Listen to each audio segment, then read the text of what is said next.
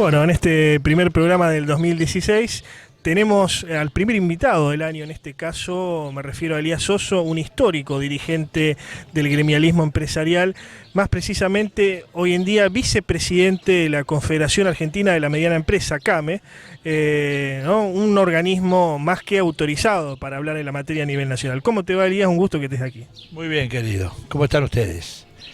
¿Cómo empezaron el año? Muy bien, con mucho calor, pero bien. Bueno, gobierno nuevo a nivel nacional. Se fue un gobierno, ¿no?, como el kirchnerista, vino un gobierno como el macrista, como el de Cambiemos. ¿Qué se puede decir? ¿Qué análisis haces? Bueno, en realidad todavía recién empezaron a andar los primeros pasos, ¿no es cierto? La sociedad le ha abierto un crédito y me parece bien, hasta ir viendo las perspectivas y las decisiones definitivas que se irán tomando.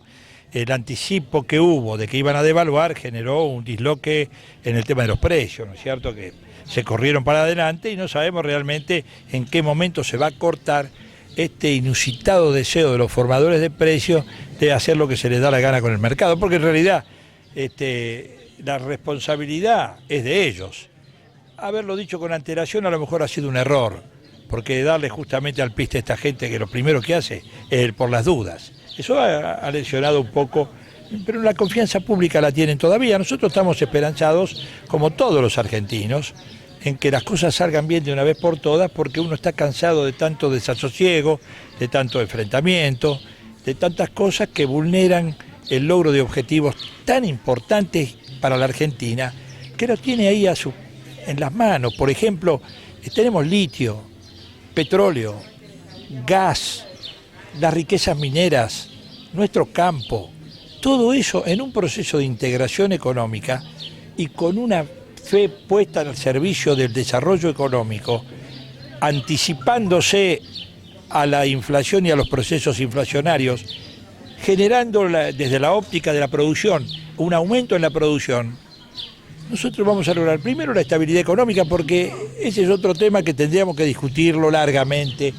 Si en realidad la inflación hay que perseguirla así, terminar con la inflación porque sí, o cuál es el origen de la inflación. En los primeros días de gobierno ha habido una gran transferencia de ingresos hacia los sectores monopólicos de la economía, ¿no?, en detrimento de los trabajadores. Se habla de una apertura considerable, lo que tiene que ver con la parte económica, ¿no?, por parte de los encargados de llevar adelante la política macroeconómica del gobierno de Macri. ¿Vos pensás que esto va a ir en perjuicio, en detrimento de la pequeña y mediana empresa?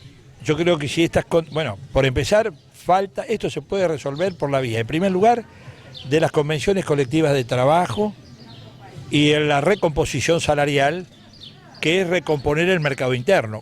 Cuando aludía recién al tema de la inflación, quería decirte que las expresiones de Macri, donde se dice frondicista y desarrollista, a mí me han gratificado.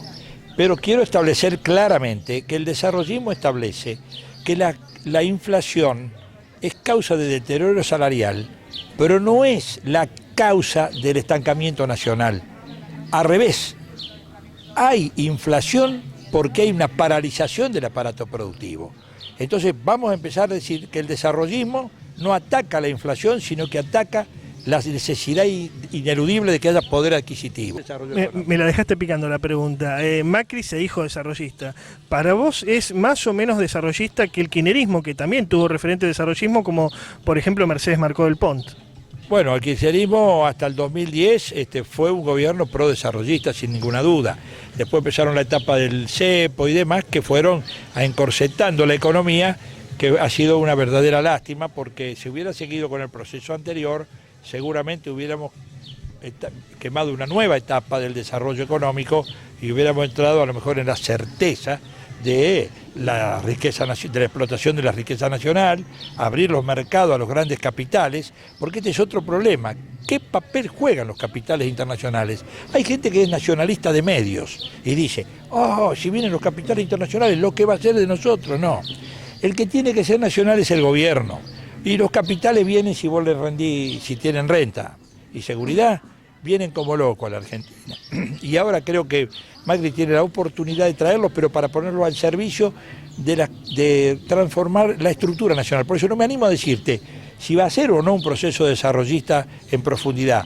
Porque si los capitales que vienen son para resolver el tema del estatus del dólar y los cambios y las partes financieras, ya no me gustaría decir, pensaría que estarían equivocando el camino. Pero si lo traen para, como decía el otro día Rogelio Frigerio Nieto, que van a traer 140.000 millones de dólares en 4 años para obras de infraestructura y simultáneamente invertirlo en la pequeña y mediana empresa nacional y el desarrollo de las cosas estructurales que la Argentina necesita para que a lo largo y a lo ancho campee la inversión cuantiosa y la explotación de las riquezas nacionales, sea de donde sea el capital, con el criterio nacional de generar empleo, simultáneamente combatimos la inflación por un lado y establecemos parámetros de desarrollo económico maravillosos, porque una cosa es el crecimiento económico y otra cosa es el desarrollo económico. Crecimiento es cuando la economía crece, creció con Menem. ¿Pero hubo desarrollo? No. ¿Por qué? Porque faltó la distribución del ingreso, que es el ingrediente de justicia social que agregó el desarrollismo durante la gestión de Arturo Frondizi en el año 58. Ustedes piensen cuántos años han pasado. Y uno dice, ¿pero cómo? Pasan tantos años y hablamos de cosas del pasado. Tienen vigencia presente, porque hoy todos los partidos políticos no pueden dejar de lado el ingrediente del desarrollo económico como condición sine qua non para salir del estado de quietud, para zafar tenemos que invertir y la inversión va a venir sin ninguna duda, pero hay que ver a dónde le aplicar. A partir de ahí yo te voy a decir si desde mi óptica modesta es o no un gobierno desarrollista. Para mí tienen que priorizar el empleo, el poder adquisitivo del salario. Porque ¿de qué te sirve a vos un proceso? Haití no tiene inflación, hace 50 años que todo cuesta lo mismo, pero nadie quisiera vivir en Haití. ¿Por qué?